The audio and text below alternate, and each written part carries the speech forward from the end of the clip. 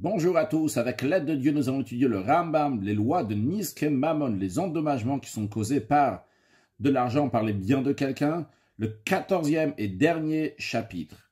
Dans ces halachot, on a appris donc les endommagements qui sont par l'argent de la personne. Il y en a 4. Il y a le taureau, de manière plus précise, la corne du taureau.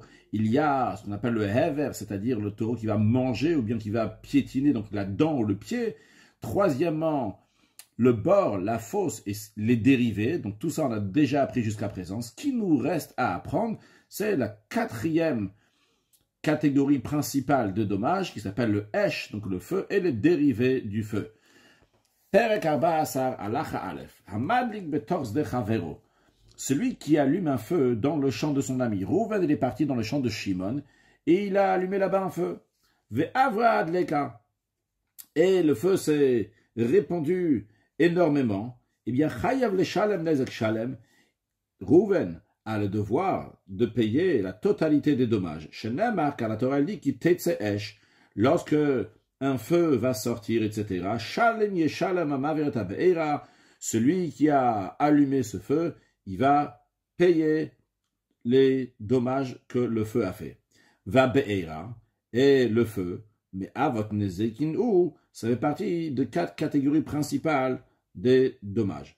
Lorsque le Rambam dit que ve'avra adleka, que le feu, il s'est étendu, le chidouche que le Rambam veut nous dire ici, c'est que même si le feu il est parti très très loin, plus que d'habitude, malgré cela, vu qu'il a allumé dans le champ de son ami, il est responsable même si le feu est arrivé très très loin. Contrairement à ce qu'on va apprendre dans Halacha Bet, que lorsqu'il a allumé le feu dans son propre domaine, Rouven a fait ça chez lui, il doit faire attention, et donc il doit éloigner suffisamment de la limite de son champ, pour pas que le feu va passer dans le champ de l'autre. Et combien il doit éloigner du champ de son ami. Le Ram nous dit que tout c'est en fonction de la hauteur du feu, en fonction de ça, donc il devrait éloigner plus. Et uniquement s'il ne s'est pas éloigné comme il faut, que le feu il est passé dans le champ de son ami et ça a endommagé là-bas le champ de Shimon, Rouven devra payer la totalité des dommages. Mais s'il a éloigné comme il se doit, et malgré cela, le feu il est passé chez Shimon, Veizika, ça a endommagé. Dans ces cas-là, Rouven qui a allumé le feu, Patour, il est exempté. Pourquoi? Chez Zoma Kabile Shamaïmi, car c'est un fléau du ciel. C'est venu d'Hachem une telle chose que le feu l'a dépassé. Donc c'est uniquement lorsqu'il a allumé chez lui et qu'il avait le droit et qu'il a fait le nécessaire. Et malgré cela, Avraesh, le feu il est passé.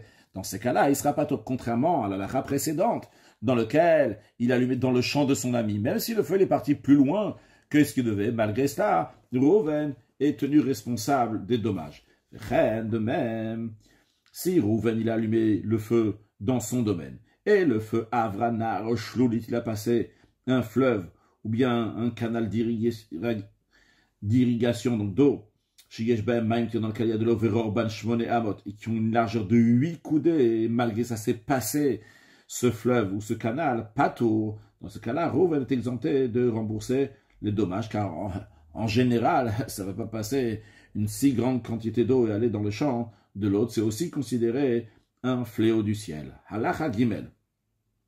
Rouven qui a allumé du feu chez lui, et le feu Avra Gader, il a passé un mur, une barrière, eh bien, Omdim Gova Gader, on va évaluer la hauteur de cette barrière, de ce mur, Gova Dleka, la hauteur du feu, Vea Etzima, Kotsimam Suyim Sham, et les bois ou les épines qui se trouvent là-bas à côté, donc qui font que le feu va s'agrandir.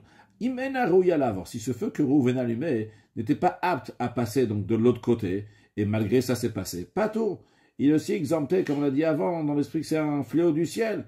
Et Rouyalav, par contre, si ce feu-là pouvait passer. Dans ces cas-là, Chayav Rouven, il est tenu responsable des dommages que ce feu a fait.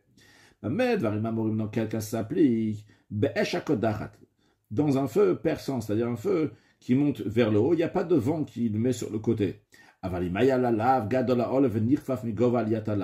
Mais si ce feu, il avait une grande flamme qui monte et se courbe du fait de la hauteur de la montée des flammes, donc il y a un vent qui fait que ça va aller même sur le côté, donc ce n'était pas un feu qui allait seulement vers le haut.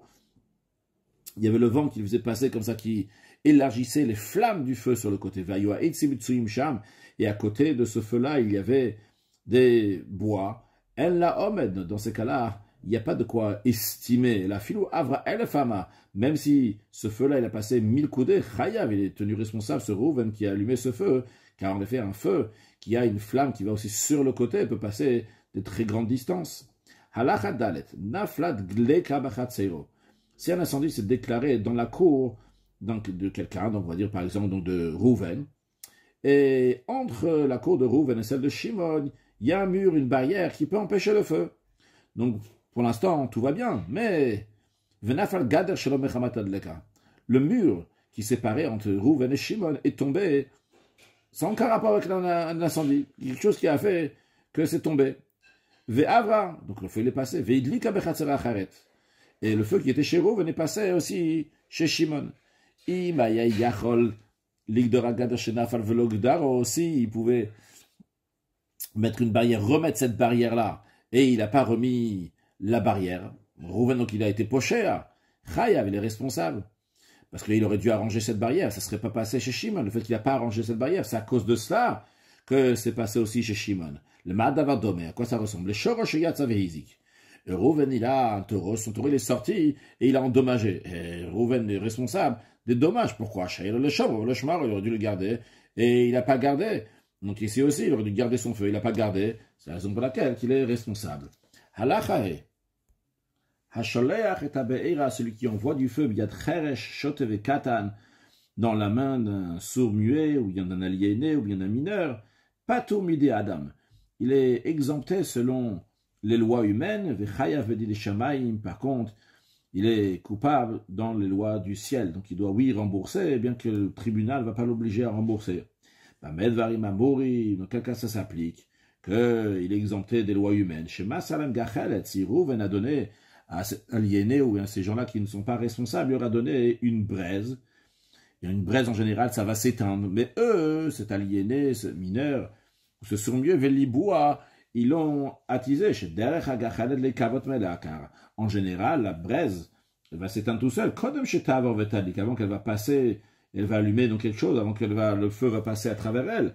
Donc c'est la raison pour laquelle qu'on dit qu'il est exempté des lois humaines. Mais si Rouven leur a donné une flamme carrément, c'est pas une braise, une flamme ça s'éteint pas. Chayav, et là il est responsable lui-même, comme si que lui-même il a fait Share Masav Garmo, car c'est ses actions lui-même qui ont entraîné ce dommage-là. Donc c'est la raison pour laquelle que Rouven est tenu responsable de ce dommage. Alachavav, Shilach et Abeira biyad pikeach. S'il a envoyé le feu dans la main d'une personne qui a toutes ses facultés, ce qu'on appelle un pikeach, donc un majeur, qui a du date, eh bien, celui qui a allumé le feu, c'est lui qui est tenu responsable des dommages. Et celui qui l'a envoyé, il est exempté, même si Rouven a envoyé Shimon. Shimon qui est normal, et lui a dit, va allumer le feu chez Lévi, et Shimon il a fait ça parce que Rouven lui a dit, c'est quand même Shimon qui est responsable. Parce que c'est vrai qu'en général, on dit que que le délégué de quelqu'un, il est considéré comme la personne qui l'a envoyé. Mais ça, c'est uniquement pour quelque chose de bien, mais pour une avera, il n'y a pas de shliach l'ivaraver. On ne va pas faire de délégué pour quelque chose qui est interdit. De même si Rouven, il a allumé un feu, il a nommé Shimon responsable donc de garder ce feu. Et le Shimon n'a pas bien gardé, et le feu a endommagé. Hashomer chayav, c'est pas Rouven qui est responsable, mais Shimon qui est responsable. Halachazain. Echad evitao.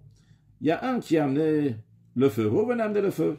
Il n'y a pas de bois. Et il y a un deuxième, donc c'est Shimon qui a amené le bois. Amevitaitzim, celui qui a amené le bois. Chayav, c'est lui qui est tenu responsable de payer, parce que s'il n'avait pas amené de bois, ce feu-là serait arrêté, il ne serait pas propagé. Dans le sens inverse. Echad evitaitzim. Si Rouven il a amené le bois, Echad evitao, et Shimon il a amené le feu. Amevitao, Chayav, celui qui a amené le feu, il est tenu responsable, parce que le bois tout seul n'aurait rien fait. Maintenant, si le feu et le bois étaient l'un à côté de l'autre, donc à droite le feu par exemple et à gauche le bois, et le feu n'a pas touché le bois, mais quelqu'un il est venu et il a soufflé pour que le feu va aller sur le bois.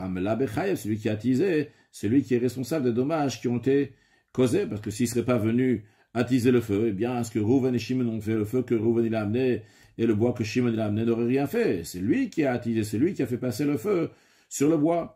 Non, libato ruach she'ena metsuyatavin. Si Reuven il a amené le bois et Shimon il a amené le feu. Et après, il y a eu un vent qui n'est pas fréquent du tout, inattendu, comme ça, il est arrivé soudainement et il a fait passer le feu sur le bois. Et kulam turim, aussi bien Reuven qui a amené le feu, aussi bien Shimon qui a amené le bois, les deux, ils sont exemptés. Mais non, si liba velibatu ruach, s'il y avait le feu d'un côté, il y avait le bois d'un autre côté, que quand il est venu, il a attisé, comme ça, excité ce feu-là pour que ça va aller sur le bois. Mais tout seul, il n'y avait pas suffisamment de force pour que ce feu va aller sur le bois. Mais il y a eu aussi un vent qui est venu et qui a aidé à faire passer le feu sur le bois. Dans ces cas-là, Chayav, celui qui a attisé, il est oui tenu responsable des dommages. Pourquoi? Chareo Garam, parce que c'est lui qui a entraîné ce dommage. S'il n'avait pas fait, même s'il n'a pas fait ça vraiment tout seul, avec le vent, mais il a aussi participé. Que tout celui qui entraîne de faire un endommagement, mais il doit rembourser la totalité du dommage du meilleur de ses biens, qui chaque la mazikin, comme tous les autres endommageurs. Halachachet, esh sheyatza, un feu qui est sorti, donc quelqu'un il a allumé le feu, il n'a pas gardé comme il fallait, et ve'achra etzimu avanim, en conséquence, ça a mangé, ça a dévoré du bois, ou même si c'est pas du bois, c'est des pierres comment ça noircit les pierres, au afar, ou bien il y avait de la terre qui était labourée, et ce feu-là, il est passé sur tout le champ, maintenant le propriétaire du champ doit labourer à nouveau tout son champ. Eh bien, chayav le shalem, quoi qu'il arrive, celui qui a allumé le feu, il est tenu responsable de rembourser. On ne dit pas uniquement si ça a dévoré du bois, que ça c'est l'habitude, à ce moment-là, il doit rembourser, mais si ça a noirci des pierres, ou bien c'est passé sur un champ qui était labouré, à cause de ça le propriétaire doit relabourer, il sera exempté. Non, il doit quand même payer. Shenem, parce qu'il est écrit que ce feu-là qui va sortir, au matzakot, il va trouver des épines, mais il y a écrit aussi au hasadé, ou le champ. Le mot le champ, il est en plus. Qu'est-ce qu'il vient nous apprendre? Il vient nous apprendre que quelqu'un qui a allumé le champ lui-même, c'est-à-dire les pierres du champ, la terre qui est dans le champ, il les a abîmées, eh bien, il sera responsable. Achla gadish vekayotsebo. Si ce feu-là que Reuven il a allumé, ça a dévoré un tas de céréales ou quelque chose de similaire à ça, il y avait des ustensiles qui étaient cachés dans ce tas de céréales. Alors, ça dépend c'était quoi.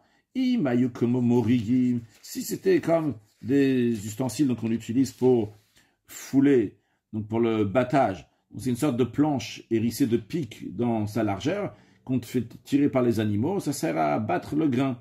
Donc si c'était des ustensiles qui sont dans le champ, ou que les bacars, ou bien des ustensiles, des instruments de bétail, par exemple un joug qu'on met sur le bétail pour qu'il va bien labourer, des choses similaires à ça, c'est des choses que les gens du champ ont l'habitude de mettre dans un tas de céréales, chayav le shalem, eh bien, il a le devoir de rembourser.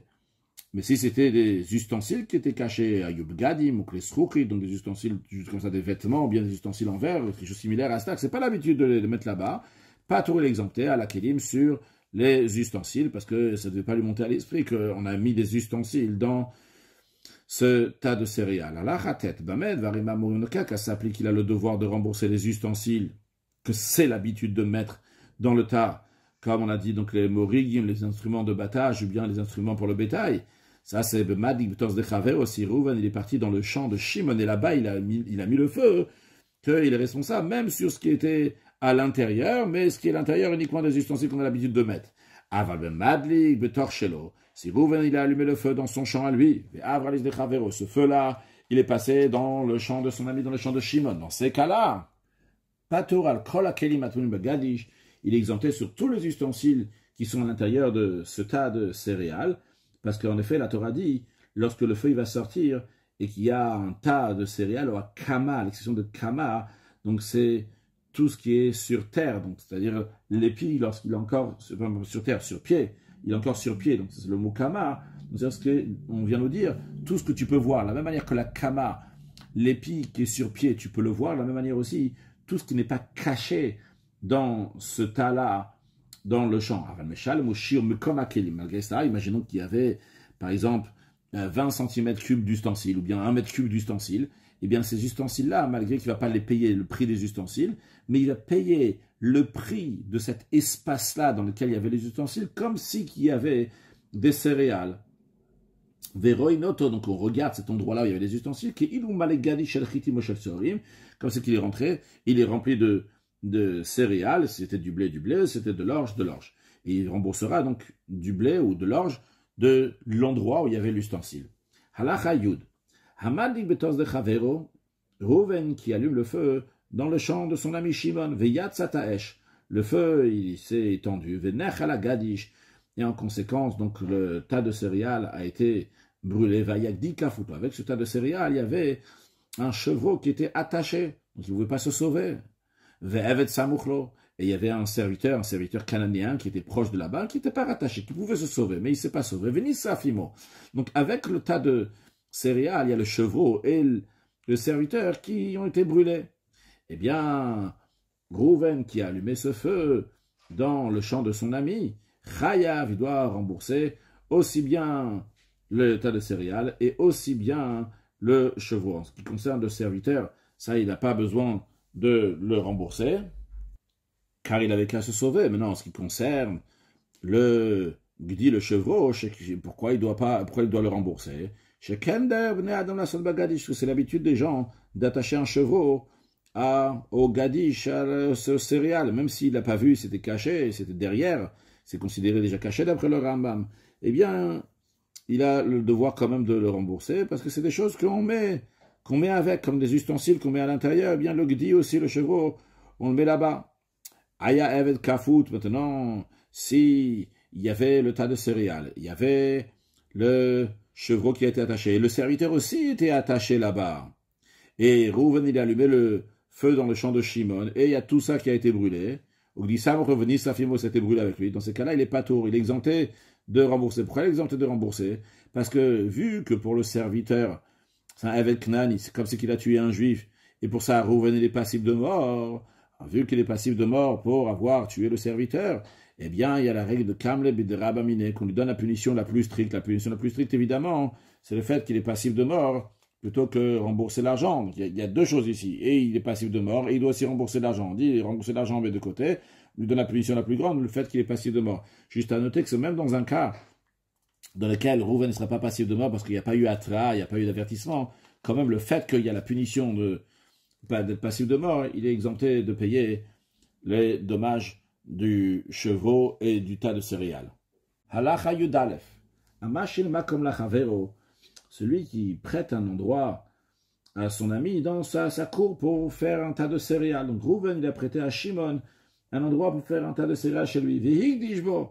Et Shimon, il est venu chez Rouven, il a fait un tas de céréales. Mais, vehik pinbo kelim. Aussi, il a caché à l'intérieur de ce tas de céréales des ustensiles. Puis, Vehil Kamashil, Rouven, le prêteur de ce terrain-là, il a allumé le feu donc dans sa cour. Il a allumé dans un endroit qu'il n'a pas prêté à son ami. Donc, il y a une partie qu'il a prêtée à Shimon, dans laquelle Shimon a mis son tas. Et il y a une autre partie dans laquelle il a gardé pour lui. Il a allumé là-bas. Mais il n'a pas bien gardé son feu. Ça a fait Gadish. Et ça a brûlé les céréales, le tas de céréales avec les ustensiles qui appartiennent à Shimon. Eh bien, Eino Meshalem Lad Megadish Bilvad, ce que Rouven doit payer à Shimon, ce que le prêteur doit payer à Shimon, c'est uniquement l'argent, le prix du tas de céréales, mais pas d'autre chose, parce que ce qu'il a donné à Shimon, c'était un endroit pour faire un tas de céréales, pas quelque chose d'autre. Ici, l'homme, comme l'a dit Kriti, on revoit maintenant 4 cas. Premier cas, dans un cas où Rouven a prêté à Shimon un endroit pour mettre un tas de céréales de blé, Veidish Seorim, mais Shimon, il a mis là-bas un tas d'orge. Deuxième cas, le Hadish Seorim, il lui a donné un endroit pour mettre un tas d'orge, Veidish Riti, mais Shimon, ce qu'il a fait, c'est qu'il a mis un tas de blé, ou bien que il a mis en effet des céréales, mais Vechipan Bisser, il les a recouverts avec de l'orge. Ou bien qu'il a fait un tas d'orge, il a recouvert avec du blé. Dans tous ces cas-là, et Rouven, le prêteur, devra payer à Shimon qui a emprunté cet endroit-là uniquement l'argent d'un tas d'orge qui coûte moins cher qu'un tas de blé. Quelle est la raison? Alors, la raison de ces explications, dans le premier cas, bien qu'il a donné la permission de mettre du blé, mais concrètement, l'autre il a mis de l'orge. Alors le propriétaire, Reuven, doit donner à Shimon uniquement le prix de l'orge. Dans le deuxième cas, vu qu'il n'a pas donné la permission de mettre du blé, il a dit je te donne la permission pour faire un tas d'orge. Il doit lui payer seulement de l'orge. Dans le troisième cas, le prêteur, donc Reuven, il peut lui dire c'est vrai, je te donne la permission de mettre du blé, mais vu que j'ai vu que c'est seulement de l'orge, je n'ai pas fait tellement attention, donc je te paye de l'orge. Dans le quatrième cas, c'est clair, il n'a pas donné la permission du tout de mettre du blé, même pas de couvrir avec du blé, donc il lui rembourse uniquement de l'orge. Halacha yudbet, hamadlik et abira shel chavero. Celui qui met le feu au bâtiment de son ami, une grande maison de son ami, mais shalem kol ma shebetocha, il doit rembourser tout ce qu'il y a à l'intérieur. Il n'y a pas maintenant tamoun, ces choses qui sont cachées à l'intérieur, il ne fait pas rembourser. Et tout. Pourquoi? Parce que c'est l'habitude des gens de mettre tous leurs ustensiles et tous leurs effets dans la maison. Et tout ce que va revendiquer le propriétaire de la maison qui a été brûlé, il va dire j'avais ci, j'avais ça, etc. Eh bien, ce propriétaire de maison va jurer avec un objet saint qu'il met dans la main et il va jurer qu'il avait telle et telle chose là-bas. Il va prendre de celui qui a mis le feu. Ou ce serment-là, midi vrai sofrim, c'est d'ordre rabbinique, comme on apprendra plus tard dans les lois de Toen Venitan. Ou Bilvan, mais ceci c'est à condition que quand est-ce qu'on dit que tu peux jurer et tout prendre ce qu'il va dire qu'il avait, tant chez Yiton Varem, chez Amoudbem, quand il va revendiquer des choses qu'il est estimé à avoir en fonction de sa situation financière. On va dire oui, est-ce qu'il avait un lingot d'or chez lui, est-ce qu'il avait un coffre-fort avec plein d'argent, ou bien que c'est quelqu'un de très honnête, donc les gens ils lui mettent des choses, ils donnent des choses à garder, il peut dire on m'avait donné ci et ça à garder, etc. S'il les revendique, et c'est possible donc qu'ils avaient chez lui, dans ces cas-là on lui fait confiance et on va lui donner. Mais dans un cas on ne lui fait pas confiance, il n'est pas estimé à avoir ces choses-là, ça ne sert à rien de jurer pour les recevoir. Halacha Yud Gimel, Gamal Shayataun Pishtan, un chameau qui était chargé de lin. Il passe dans le domaine public. Et vu que le propriétaire du chameau, il a mis trop de lin sur le chameau, bien ça dépassait sur le côté. Et donc, il y a du lin qui est rentré dans l'épicerie de l'épicier et ça a mis le feu, ça s'est allumé par la lampe qu'il y avait chez l'épicier. Et ça a mis le feu à tout le bâtiment. La Gamal Chayav, c'est le propriétaire du chameau, qui est tenu responsable des dommages qui ont été faits à ce bâtiment. Pourquoi? C'est lui. Parce que c'est lui. Il a trop chargé son chameau. C'est que l'animal, il s'est arrêté, par exemple, pour faire ses besoins, et il n'avait pas le choix, il ne pouvait pas la pousser pour qu'elle va avancer. Quoi qu'il arrive, c'est lui, il a mis trop de lin, il est responsable. Dans un cas, donc, juste comme ça, en passant, ça s'est allumé. Maintenant, si l'épicier, il a mis sa lampe à l'extérieur de son magasin, dans le domaine public, et ce chameau avec le lin dessus, il est passé, et ça a pris feu et ça a allumé le bâtiment. C'est l'épicier, le commerçant, qui est tenu responsable. Pas seulement qui doit être tenu responsable donc du bâtiment, mais avid mepishtan, même l'argent que vaut ce lin-là qu'il y avait sur le chameau, il doit aussi le rembourser au propriétaire du chameau. Pourquoi? C'est lui qui est fautif, il a mis sa lampe à l'extérieur. Va filoner Chanukah, même si c'est la lampe de la bougie de Chanukah qu'il faut mettre à l'extérieur. Quand même, quand même il est responsable. Parce qu'il aurait dû s'asseoir et garder cette lampe-là, qu'elle ne va pas mettre le feu à quelque chose. Halacha Yudalef.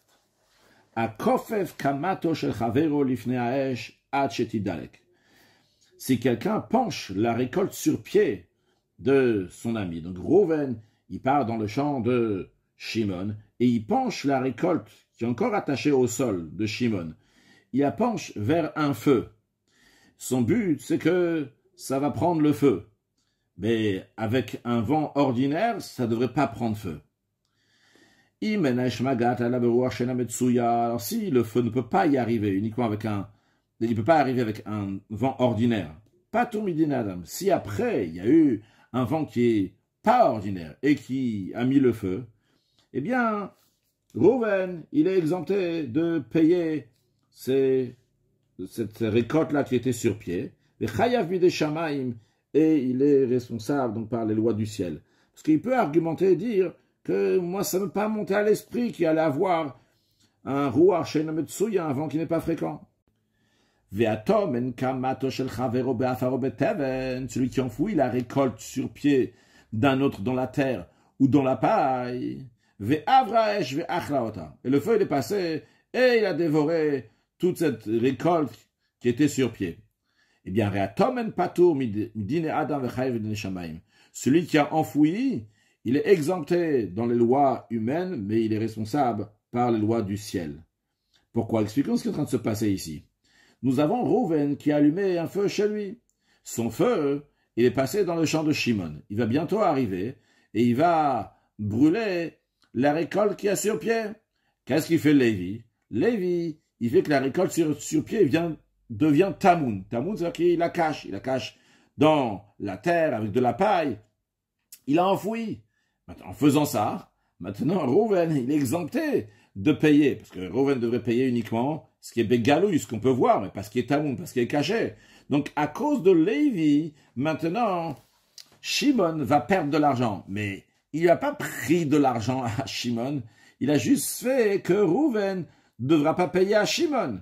Eh bien, c'est la raison pour laquelle on dit que ce Lévi, ce Tomen, celui qui a enfoui, il est exempté de payer par les lois humaines, mais Bidei Shamaim, il a le devoir de payer. Bidei Shamaim, Patur ala Tamoun. Parce que ce que Lévi, il a fait que celui qui a allumé le feu, il n'aura plus besoin de payer, parce que ce qui se trouve dans le champ de Shimon est devenu Tamoun caché. Halakha Tedvav. Esh she'avra veizika et Adam. Un feu qui s'est propagé, qui a causé un dommage à l'être humain. Vechav labo. Et ça a blessé, comme par exemple, on va dire donc ça a blessé sa main. Hariama vichayavin zakav. Celui qui a allumé ce feu, il est tenu responsable des dommages qui ont été faits à celui qui a été brûlé. Et il doit lui payer aussi le shifto, le chômage forcé, ou beripuyo, ses frais médicaux, ou betsaro, la souffrance qu'il a eue, ou beboshto, et la honte qui lui a été infligée, keilu iziko beyado, comme si qu'il avait causé un dommage avec sa main. Aïe, a priori, on a appris dans les lois de Niskem Mammon, les endommagements de l'argent, quand c'est l'argent qui endommage, il n'y a pas ces engagements-là, il y a juste à payer le dommage, il n'y a pas après toutes ces choses-là, par exemple la honte, il n'y a pas. Le Rav nous dit, c'est vrai que le feu, c'est l'argent de la personne, mais ici, c'est comme si qu'il avait endommagé avec ses flèches, comme s'il avait envoyé une flèche sur quelqu'un d'autre. C'est vrai que la flèche, ce n'est pas la main de la personne, mais c'est considéré comme la personne elle-même. Donc c'est la même chose aussi ici. Mais si c'est l'animal de Rouven, eh bien c'est la fosse de Rouven qui a endommagé l'homme, dans ces cas-là, il a le devoir de rembourser uniquement le nez endommagement, mais non pas le chômage forcé, les frais médicaux, la souffrance et la honte, comme on l'a expliqué dans Perek Zayin. Halachat et Zayin. Une fois qu'on a fini de parler du Esh, le feu lui-même, on va parler donc de Toldot Esh, des dérivés du feu. Kol Toldot Esh, tous les dérivés du feu. C'est quoi dérivé du feu? Le principe, il est lorsqu'il y a une autre force qui est mélangée. Quand il y a une autre force qui est mélangée, il y a le feu, il y a du vent qui va faire que le feu va aller ailleurs. Aren Kaesh, bien tous ces dérivés, ils sont comme le feu. Keitzat, comment ça? Quelqu'un qui a posé une pierre, ou bien un couteau, ou bien une charge sur le toit. Ils sont tombés avec un vent ordinaire. Veiziko, ils ont endommagé. Bien, celui qui a mis cette chose-là sur le toit, il a le devoir de rembourser la totalité du dommage. Parce que tout cela, ce qui est similaire à cela aussi, qui n'a pas été mentionné ici, c'est le dérivé du feu. C'est-à-dire qu'il y a quelque chose d'autre qui a aidé que la chose qui avait de base va endommager. Ils sont tombés, donc ces choses-là qui étaient sur le toit avec un vent qui n'est pas fréquent, Veiziku, ils ont endommagé. Pas tout. Il est exempté, il est considéré comme si c'était un cas de force majeure. Merci Hachem qui nous a aidé de finir les lois de Niskem Mammon. Conclure avec un sujet de Chassidut. Dans une Rishima du Rabbi, Rishimot Chover Travbet, le Rabbi nous dit que, spirituellement parlant, le chameau, qui a un signe de pureté et signe d'impureté, fait référence au corps et l'âme.